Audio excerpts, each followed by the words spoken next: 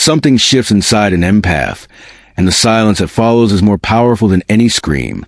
There comes a point when their internal world just stops, not in collapse, but in completion.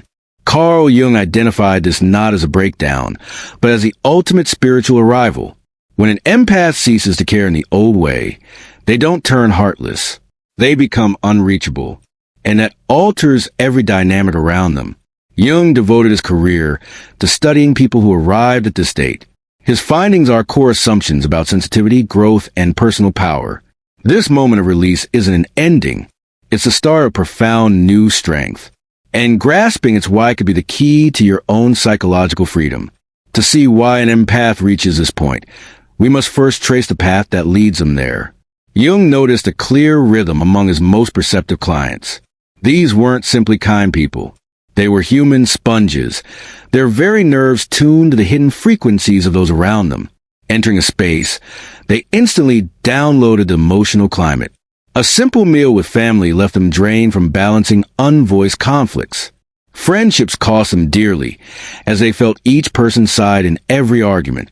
Love relationships brought them to the brink, because they experienced their partner's turmoil more acutely than the partner themselves.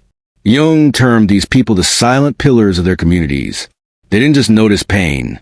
They took it in, digested it, and somehow made it bearable for others. Parents would hand them their worries. Siblings treated them as unpaid counselors. Partners leaned on them as living mood regulators. And the most unsettling part of Jung's observation? These empaths never objected. They embraced this duty as their destiny. They thought their depth meant they were put here to serve, that their gift demanded they trade their own calm for the comfort of everyone else. Their fatigue became a medal, evidence they were good enough to ache for others. The programming was absolute. Since youth, they were rewarded for being accommodating, for soothing others, for maintaining calm. Each time they buried a personal need to make room for someone else, they received approval. Each time they swallowed someone's rage to stop a fight, they were called mature. This cycle of positive feedback built a habit of self-erasure that masqueraded as morality. But Jung detected something the empaths couldn't yet perceive. Beneath their helpful exterior, their mind was keeping score. Every exploitation, every letdown, every instance their kindness was used. The empath's deeper psyche wasn't just collecting these events haphazardly. It was filing them away, detecting sequences with absolute accuracy. Think of a typical story that shows this pattern perfectly. Picture someone who spent over a decade navigating their family's chaos. They knew the exact phrases that would start their mother's guilt. They recognized the emotional dance their father used to dodge responsibility. They could anticipate when brothers or sisters would create drama to be the center of attention. They had charted every psychological pattern around them, like a sailor knows a well-traveled sea. Yet here is what struck Jung most. Even with this awareness, they never used it as a weapon. Not ever. They just kept receiving, kept giving, kept trying until something essential within them started to fracture. Their awareness had become a perfect library of other people's habits, while their own desires lay forgotten under years of duty and surrender. This created what Jung saw as a perilous inner division. On the outside, the empath seemed capable, even flourishing as a helper. But underneath, a slow-burning frustration was building like steam in a locked vessel. Not a conscious anger they could voice and resolve, but a buried resentment that sickened their sense of who they were. The final catalyst was always a profound betrayal, not a small letdown or everyday disagreement. A deep-cutting betrayal from someone the empath had shielded, stood by, and loved without limits. Jung recorded this turning point across many cases, calling it the spark that forces a shadow to surface. Let's look at a story that shows this mechanism. Imagine someone who finds out about their partner's affair after years of managing that partner's instability, sadness, and fear. Or the grown child who learns a parent has been gossiping cruelly about them after a lifetime of acting as the family's peacemaker and anchor. Or the friend who uncovers painful deceit after years of holding secrets and offering total support. What made these betrayals so catastrophic wasn't merely the action.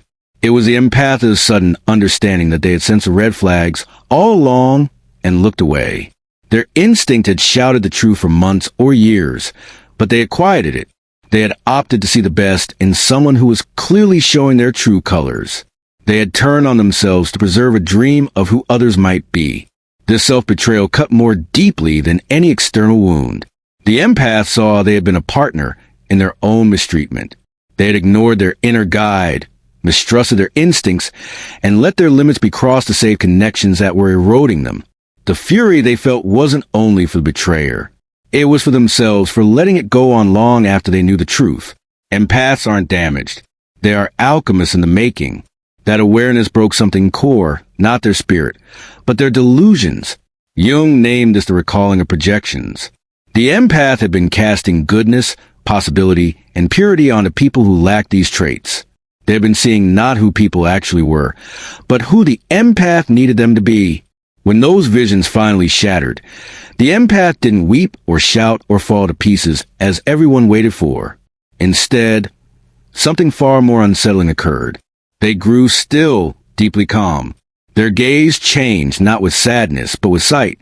The mist cleared, and for the first time ever they perceived reality without the filter of their own desperate wishing. Jung described this instant as one of the most electrifying psychological shifts he ever saw in his work. The empath quit doing emotional heavy lifting. They quit regulating other people's feelings. They quit clarifying, rationalizing, or saying sorry for their own requirements. They didn't declare these changes. They didn't make big speeches. They simply ceased to take part in the broken systems they had been propping up. Relatives who had used them to settle disputes suddenly had to face each other alone. Partners who had leaned on them as support found they could no longer trigger the expected reactions. Friends who had treated them as free advice encountered limits where endless access once existed. The empath had pulled their energy from the emotional exchange that thrived on their use. And here's what made this change so alarming to others. The empath wasn't furious. Fury would have been recognizable, manageable, something people could work with or twist. They knew how to deal with the empath's anger because it always melted back into pardon and resumed helping. This wasn't fury. This was total neutrality toward the emotional tricks that once ruled them. People around them tried every tactic to elicit the old patterns. They created emergencies. They acted wounded. They laid on guilt and control, but nothing connected. The empath had disconnected from the emotional web that once bound them. They observed these attempts with detached interest, like a researcher watching expected behavior in a study. Jung identified this as the shadow's integration. Every empath holds a shadow side they've been told to reject. The part that is self-focused, that puts their needs first, that refuses to rescue people from their own choices. Society had persuaded them this shadow was bad, something to be buried and conquered. Spiritual lessons taught them self-denial was holy. Cultural stories celebrated endless giving. Family dynamics compensated their self-neglect. But Jung knew this shadow wasn't wicked. It was the empath's will to survive.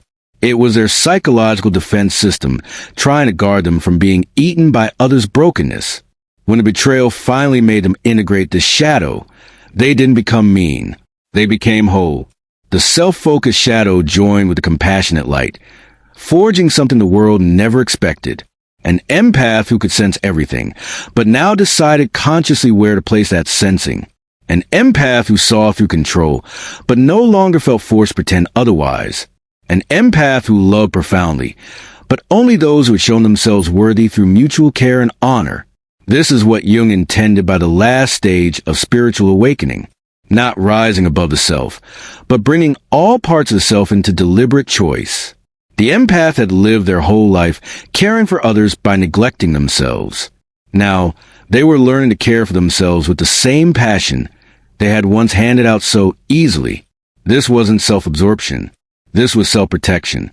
Finally being treated as holy. The shift in presence was instant and obvious. Where the empath had once glowed with open warmth, they now projected something more discerning. Not chill, but choice. They no longer spilled emotional reserves to anyone who asked. Their being felt different, solid, unshakable. They had become what Jung termed consciously empathetic. This consciousness looked like walls to some and like cruelty to others. The empath stopped replying to manipulative messages right away. They allowed calls from emotional drainers to go unanswered. They declined requests that before would have shamed them into immediate agreement. They stopped going to family events that left them shattered. They closed the door on friendships that were always lopsided. They walked from people they had spent years attempting to fix. But here is what outsiders fail to see. The empath hadn't stopped feeling for these people. They had stopped feeling obligated to keep relationships that demanded they betray their own soul. They had stopped caring about being approved by people who had never truly seen them. They had stopped caring about preserving calm in structures built on their quiet agony. The empath finally understood a truth Jung taught for years. You cannot truly love others until you love yourself first.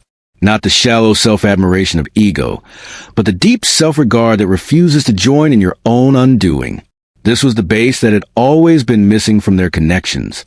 In their job, this shift showed up as professional limits that stunned co-workers. Consider a typical example drawn from patterns in Jung's notes.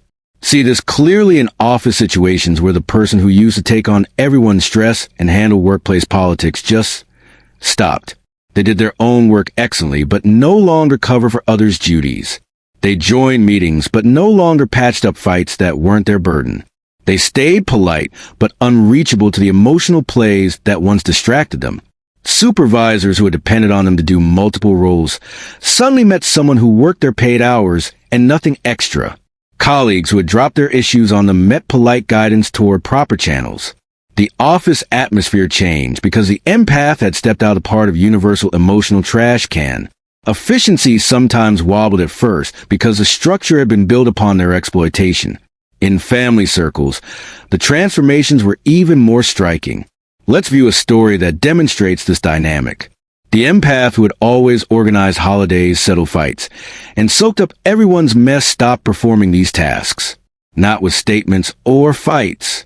They simply became unreachable for the parts they had been unknowingly given since youth. Parents who had treated them as a comfort blanket met borders. Siblings who had used their kindness met edges. Other relatives who had assumed their presence faced a version of the empath they didn't know. Someone who smiled kindly but didn't join the drama. Someone who loved from a safe space rather than drowning in closeness. Someone who said, "I can't do that," without excuse or regret. The family often reacted with surprise and blame. "How can you be so thoughtless? What's wrong with you? You're different." And the empath would simply agree, because yes, they were different. They had finally quit burning themselves to provide others warmth. The deepest change occurred in love partnerships. Empaths who reached this stage either completely changed their relationships or left them without the usual torment. Partners who had counted on the empath's limitless understanding suddenly faced consequences. Actions that had been accepted for years were no longer okay. The empath quit explaining why certain things wounded them. They simply stepped away from situations that broke their peace. Some partners rose to meet this new version of the empath. They realized they had been exploiting someone remarkable and decided to become deserving of that person. These bonds matured into something healthier, more equal, founded on mutual respect instead of one-sided emotional work. The union evolved from caretaker-dependent patterns into two complete adults choosing each other. Other partners couldn't adjust. They longed for the version of the empath who absorbed their chaos, handled their emotions, and expected nothing back. When they tried old control strategies and found them useless, they often left, hunting for a new empath to use. An awakened empath released them without the usual grief, seeing the exit as safety rather than deprivation. Jung noted that this neutrality caused fear in the empath's world. Not because the empath turned nasty or vengeful, but because their absence uncovered how much dysfunction they had been hiding. Family units that seemed okay fell apart without the empath binding them. Friendships that seemed close showed themselves as taking. Workplaces that operated smoothly collapsed without the empath's unseen emotional work. The people who had gained from the empath's unconscious service suddenly comprehended what was gone. But by then, the empath had moved past caring about their realization. This wasn't payback. This was self-rule. The empath had finally learned that their gift wasn't meant for everyone, but guarded and offered only to those who treasured it. Jung called this condition psychologically unassailable, not because nothing could touch the empath anymore, but because they had merged their ability to feel everything with the insight to pick their reactions. They could still detect others' hurt, read emotional spaces, and see hidden realities. But these perceptions no longer drove them. They had become the aware conductor of their own empathy instead of its unaware servant. This is where Jung's work revealed something astonishing and formidable. These awakened empaths gained abilities that made them almost impossible to control. They could spot self-absorbed people within moments of an introduction. They recognized excessive flattery, false promises, and reality twisting before these ploys could grab hold. They detected fake energy and simply didn't engage. Their unified consciousness worked as an alert system that shielded them automatically, but they didn't employ these abilities to harm. They could have turned their psychological knowledge against everyone who had harmed them. They held intimate understanding of others' soft spots, anxieties, and flaws. Still, they chose not to strike back. They simply deleted toxic people from their lives and moved ahead. This restraint stemmed not from frailty, but from true lack of interest in vengeance. Jung was awed by this restraint, not because he wanted them to seek revenge, but because he saw how much power they were choosing not to misuse. These empaths had become psychological adepts who understood human nature at depths most never approach. They could influence, dominate, and crush if they wished. Instead, they used their power to defend their peace and aid others who were prepared to evolve. This selective use of their talents created what Jung named the empath's reflection effect. Their simple presence made dishonest people uneasy. Manipulators felt revealed without a word spoken. Emotional predators sensed they couldn't feed and found easier prey. Meanwhile, genuine people felt secure near the awakened empath for the first time, meeting someone who saw them truly without criticism. The awakened empath became a living sieve. Their awareness naturally pushed away dysfunction and drew growth. They didn't have to screen people actively anymore. Their integrated being did it for them. Those who couldn't handle their transparency removed themselves.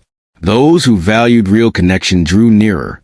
The empath's social world transformed completely without conscious effort. Jung recorded how these empaths reconstructed their lives on entirely new ground. They picked work that respected their sensitivity instead of abused it. Some became healers who could listen without taking on clients' suffering. Others became creators who turned their perception into art. Many found roles allowing solitude and independence, shielding their energy from constant loss. They built friend groups based on give and take, rather than rescue. Every relationship became a mindful decision instead of an automatic duty. They entered romantic bonds as entire people rather than as repairers or heroes. They chose lovers who cherished their peace as much as they did, who knew that love doesn't require agony. Everything changed because they had finally learned to value themselves as much as they valued others. Their homes became refuges instead of open clinics. Their time became valuable instead of endlessly on call. Their energy became sacred instead of casually given away. They understood that protecting their inner stillness wasn't self-centered. It was crucial for their existence and vital for their gift to the world. This is the moment stopping care for others' chaos became the start of finally caring for their own spirit. The definitive act of self-honor. Not ego or greed, but the knowing that their empathy was a treasure deserving protection, limits, and conscious use. They had learned what Jung taught all his patients.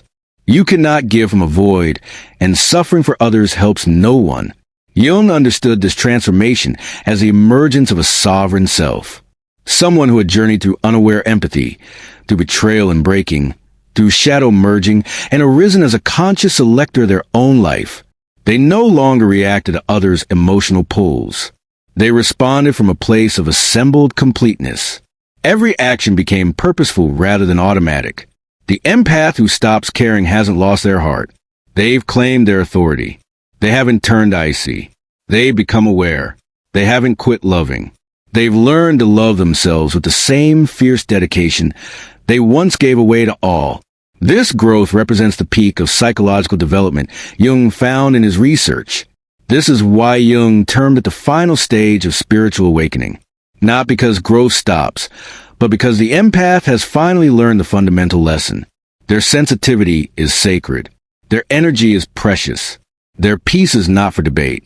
And anyone who cannot honor these truths doesn't belong in their world. This isn't harshness. This is lucidity. The awakened empath becomes what society deeply needs but seldom earns. Someone who can feel deeply without disappearing. Someone who can love powerfully without permitting brokenness. Someone who can see clearly without growing bitter. They are love with borders, compassion with insight, kindness with backbone, empathy with autonomy. This change isn't a defeat. It's a triumph, not over others, but over the training that taught empaths their value was measured by their sacrifice. The empath who stops caring about keeping calm in poisonous systems has started caring about building calm in their own core.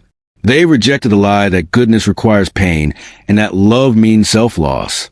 If you have arrived at the stage of neutrality toward dysfunction, if you see yourself in this awakening, comment, "I choose peace" below.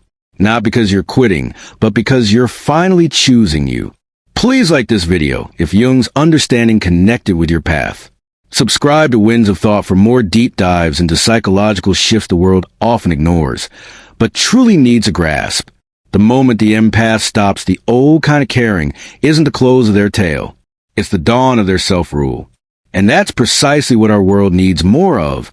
Not empaths who give themselves away endlessly, but empaths who have learned to wield their gifts with awareness, strength, and wise selection. Welcome to your awakening. You've earned this change through every moment you endured in quiet. And now you're finally free.